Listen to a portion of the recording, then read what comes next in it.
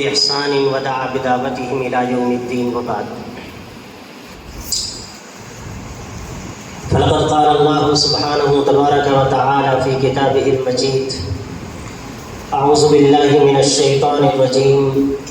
أم كنتم شهداء إذ حضر يعقوب الموت إذ قال لبنيه ما تعبدون من بعدي إلى آخر الآية. وقال النبي عليه الصلاة والسلام: سيكون في أمتي كذابون ثلاثون كلهم يزعم أنه نبي وأنا خاتم النبيين لا نبي بعد.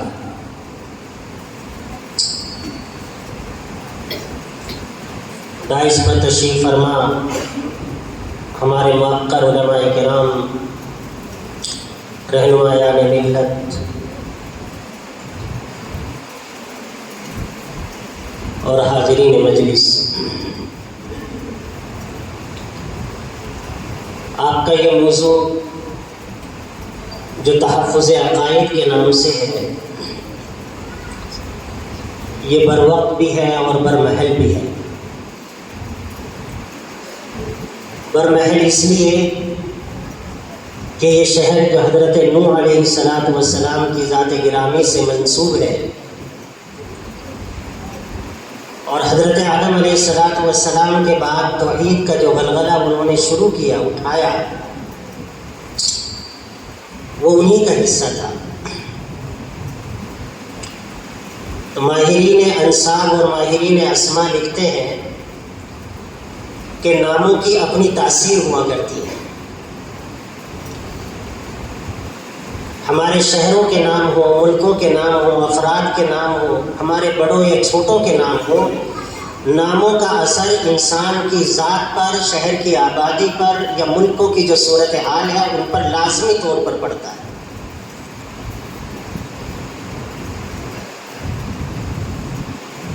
اور بروقت اس لیے کہ آج کا جو زمانہ ہے، یہ زمانہ ایسا لگتا ہے کہ زمین سے بھی ایسے مسائل پیدا ہو رہے ہیں اور آسمان سے بھی بارش کی طرح ہمارے ایمانیات کو، ہمارے اعمال صالحہ کو خاکستر کر دینے والے حالات ایسا لگتا ہے بارش کی طرح نازل ہو رہے ہیں۔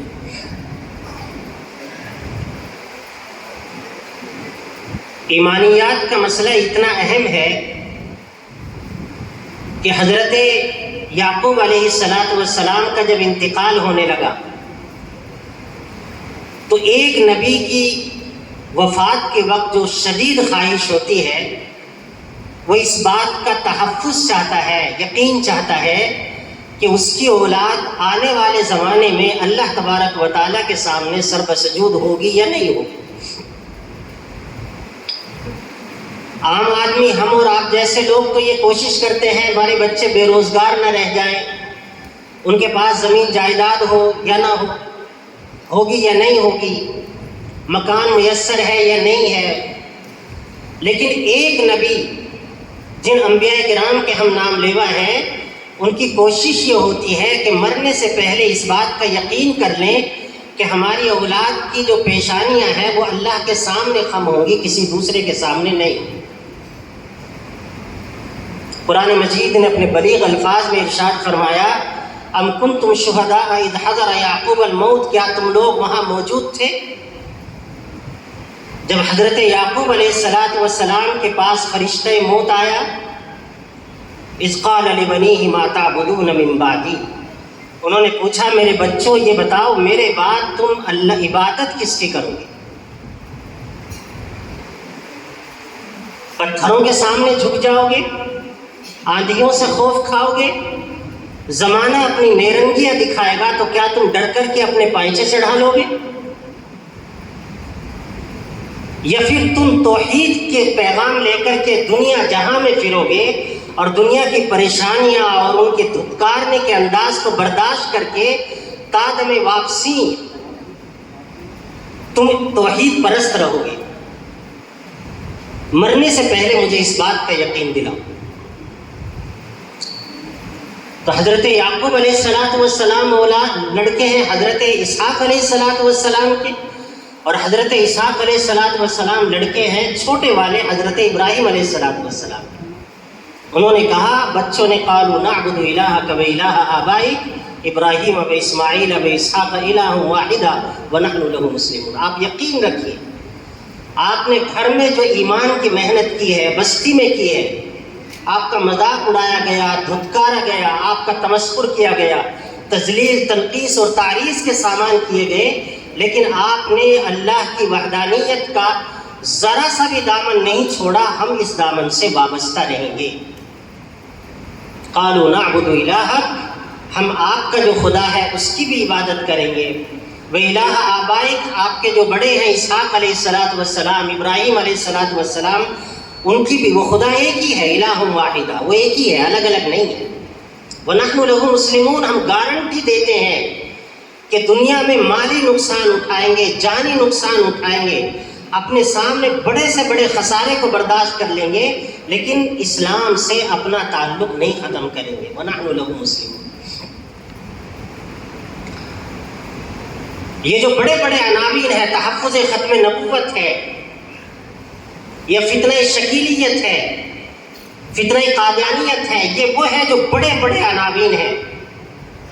لیکن اگر آپ مجھے اجازت دیں تو میں عرض کروں کہ فتنہ ارتداد اور الحاد کی شکل میں گھر گھر میں پہنچا ہوا ہے.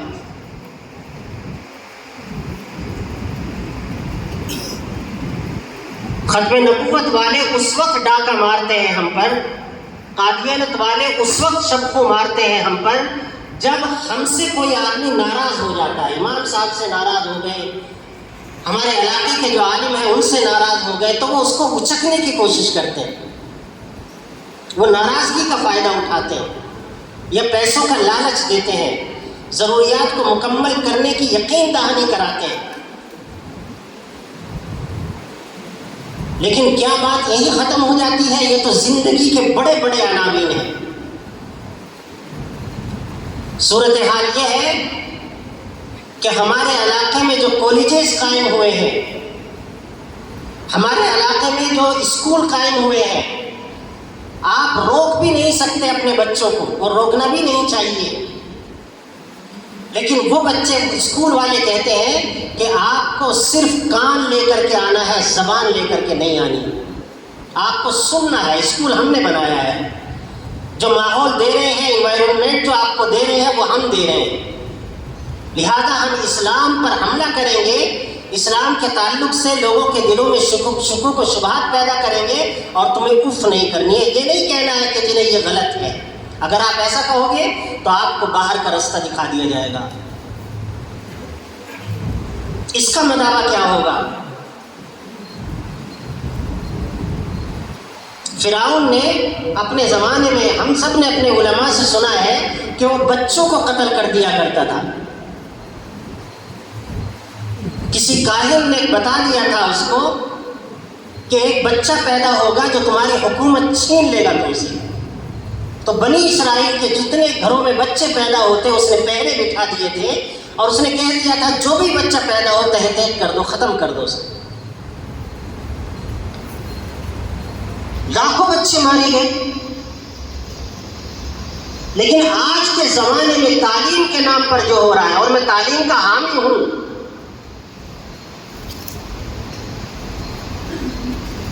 تعلیم کے نام پر جو ہو رہا ہے، جو شکوک و شبہات پیدا کیے جا رہے ہیں، ہماری بچیوں کا شکار کیا جا رہا ہے، اور دیندار گھروں تک میں صورتحال بدل گئی ہے، اس کا کیا ہے؟ اکبر الہ آبادی نے اسی لیے کہا تھا، افسوس کہ فرعون کو کالج کی نہ سوجی، یوں قتل سے بچوں کے وہ بدنام نہ ہوتا، یوں قتل سے بچوں کے وہ بدنام نہ ہوتا. افسوس کہ فرعون کو کالج کی نہ سوجی.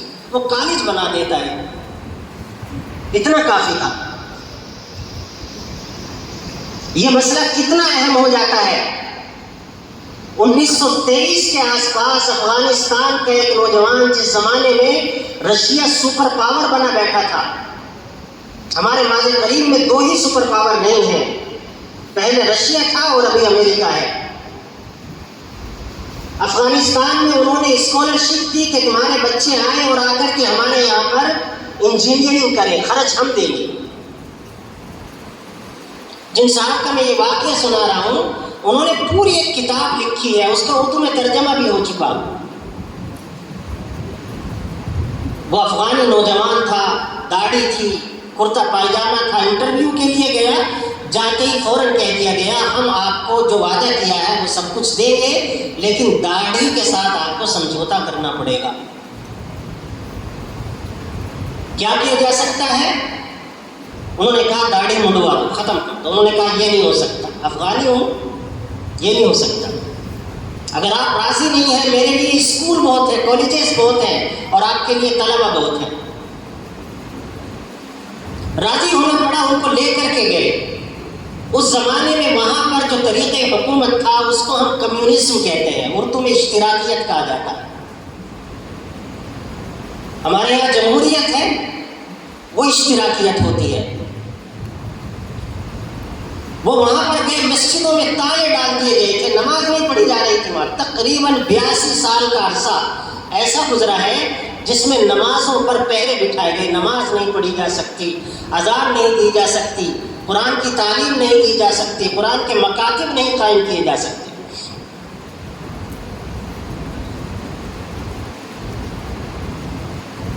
وہ وہاں جا کر کے رہنے لگے تو سب داڑھی سے پہچان لیتے ہیں کہ یہ آدمی مسلمان ہے۔ ایک روز ایک نوجوان جو ذرا ماڈرن قسم کا نوجوان تھا، جسے آج کل ہمارے میڈیا والا کہتے ہیں لیبرل آدمی ہے۔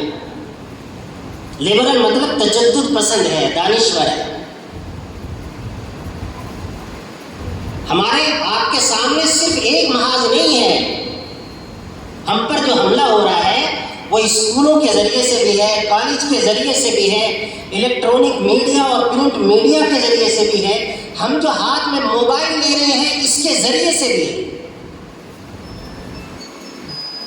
اور اگر ہم تھوڑی سی دقیق سنجی نہ کریں گے، ہم گہرائی سے مطالعہ نہ کریں گے اور احتیاطی تدابیر نہیں اپنائیں گے تو میرے خیال سے زیادہ خوشکن نتائج نہیں آنے والے۔ ایک نوجوان ان کو ملا، پٹھان آدمی تھے، بازار سے جا رہے تھے، چہرے بشرے پر وضع قطع تھی، اس نے ملایا ہاتھ اور ملا کر کہنے لگا کہ آپ شاید مسلمان ہیں۔ رشیا کا آدمی جو تقریباً 70 سال سے، جس نے قرآن نہیں دیکھا، اپنے علماء کی صحبت نہیں اٹھائی، اور وہاں کے علماء نے اس سے پہلے زمین پر جا کر کے کوششیں نہیں کی۔ میں آپ سے یہ بات عرض کرتا ہوں کہ اگر ہم نے صرف سیمیناروں پر اکتفا کیا، جلسوں پر اکتفا کیا، ہم نے وہ محنت نہ کی جو حضرت مولانا الیاس صاحب رحمۃ اللہ علیہ نے کی اور ان کے رفقا نے کی رحمہ اللہ اجمعین، تو نتیجہ تب بھی زیادہ کچھ بدلنے والا نہیں ہے۔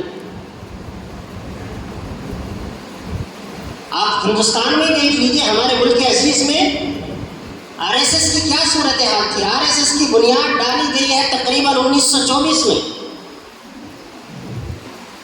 اور ہماری جو مذہبی تنظیمیں ہیں ان کی بنیاد ڈلی ہے 1919 سے لے کے 1922 کے درمیان۔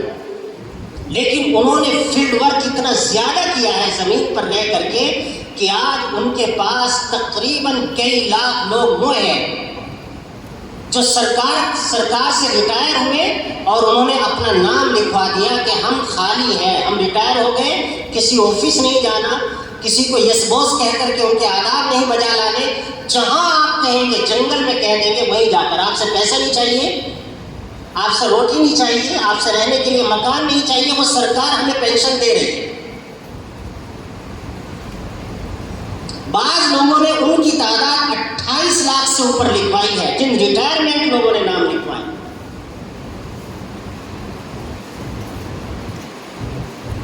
انہوں نے زون بنائے ہیں، تقسیم کیے ہیں انہوں نے، اور انہوں نے ایک ویژن رکھا ہے، مقصد رکھا ہے۔ ہمارے علماء زمین پر آئے اور زمینی محنت کی تو ہم اور آپ اس حال میں ہیں آج۔ اگر ہم نے اور آپ نے زمین پر محنت نہیں کی، صرف قیل قال میں اور رائے دینے میں صرف اس پر اکتفا کیا اور اسی کو کافی سمجھا، تو آپ یقین جانیے ہم خود اپنے موت کے محضر نامے پر دستخط کر رہے ہیں۔ وہ نوجوان جس نے 70 سال ہو چکے تھے تقریباً، رشیا میں کمیونزم کو آئے ہوئے اور اسلام کو مٹانے کی قسمیں کھائی تھی انہوں نے. وہ نوجوان ملا اور اس نے کہا کہ شاید آپ مسلمان ہیں. تو اس افغانی نوجوان نے کہا الحمدللہ میں مسلمان ہوں. نے کہا کمال کی بات ہے, آپ بھی مسلمان ہیں, میں بھی مسلمان ہوں, فرق یہ ہے آپ اللہ کو مانتے ہیں, میں اللہ کو نہیں مانتا. پھر رہ کیا گیا؟ لیکن اس غریب کو یہ بھی نہیں پتا تھا کہ ایمان کی جو شرط اول ہے وہ اللہ ہی کو ماننا ہے. اسلام کی جو شرط اول ہے وہ اسلامی کو ماننا ہے, باقی بنیاد یہ ہے عمارت بعد میں کھڑی ہوتی ہے. اتنا فرق آ جاتا ہے. اگر ہم لوگ اپنے حجرے تک معتکف رہے, اپنے مسجد اور مدرسوں تک معتکف رہے, اور ہم نے گھر گھر جا کر کے, جیسے کوئی بڑی باڑھ آ جاتی ہے اور گھر گھر کھانا اور دوائیاں پہنچائی جاتی ہیں, اگر ہم نے فکر مندی کے ساتھ کوئی منصوبہ ترتیب نہیں دیا تو نقصان کہیں زیادہ ہوگا اس سے جتنا ہم سوچ رہے ہیں. کسی شاعر نے کہا تھا نقشوں سے تم نہ جانچو لوگوں میں پھر کے دیکھو. نقشوں سے تم نہ جانچو لوگوں میں پھر کے دیکھو, کیا چیز جی رہی ہے کیا چیز مر رہی ہے.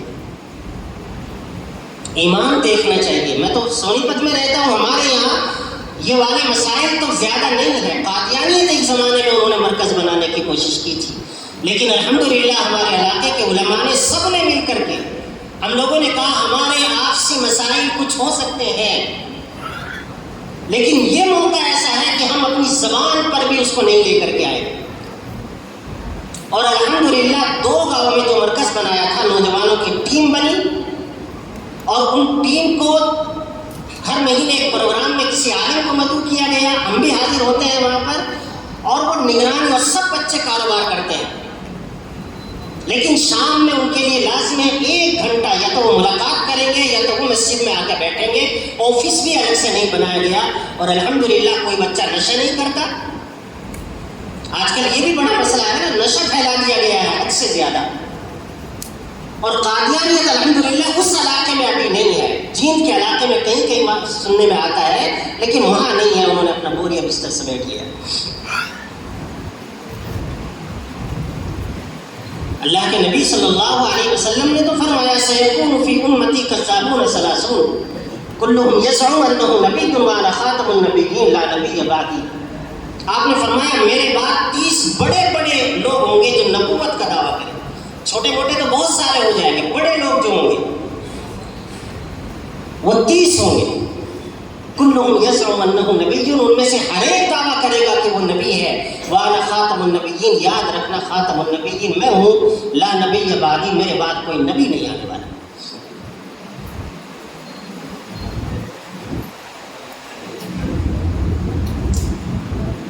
حضرت مولانا محمد قاسم صاحب نانوتوی رحمۃ اللہ علیہ, حضرت مولانا محمد علی منگیری رحمۃ اللہ علیہ, حضرت مولانا محمد علی منگیری رحمۃ اللہ علیہ نے اپنے سوانے میں یہ بات لکھی ہے کہ جس زمانے میں قادیانیت ہمارے یہاں شبخوں مار رہی تھی, میں نے اپنی تہجد کی نماز چھوڑ کر کے رسالے لکھے اور لوگوں سے ملاقاتیں کی. میں نے یہ گوارا کر لیا کہ میری آج کی تہجد نہیں پڑھی جائے گی. افسوس ہوا, طبیعت میں ملال ہوا, لیکن کسی میرے علاقے کے آدمی کا ایمان سلب کر لیا جائے, ڈاکہ ڈال لیا جائے, اور اس کا دل ایمان سے خالی ہو جائے, مجھے یہ برداشت نہیں ہوا. سورہ کہف میں سارا مسئلہ میرے بزرگوں نوجوانوں کا ہے, سارا مسئلہ نوجوانوں کا ہے. جنگ عظیم دوم میں دنیا کی جو چند بڑی جنگیں کہلاتی ہیں, ان میں ایک جنگ عظیم دوم ہے جو 1942 میں ختم ہوئی. جب اس کے بعد ہارنے والوں نے تجزیہ کیا کہ ہم ہار کیوں گئے, تو انہوں نے کہا اصل ہم اس لیے ہار گئے کہ ہمارے نوجوانوں کے اندر ہمارے مشن کا احیاء نہیں تھا, ہمارے نوجوانوں کے دل و دماغ میں کوئی بڑا مقصد نہیں تھا. ان کو نشہ دے دیا گیا, ان کو طرح طرح کے سلا دیا گیا ہیلے بہانے بنا کر کے, جیسے ہمیں آج کل موبائل کی شکل میں نشہ پلا دیا گیا کہ ہم 2 بجے تک موبائل دیکھتے ہیں اور پھر اس کے بعد سوتے ہیں, گرتے پڑتے فجر کی نماز پڑھتے ہیں, اور پھر اس کے بعد دوبارہ سوتے ہیں. یہ نشہ ہے.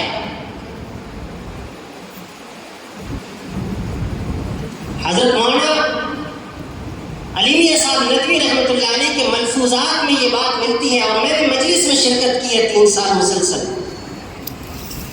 کوشش کی ہے شرکت کی۔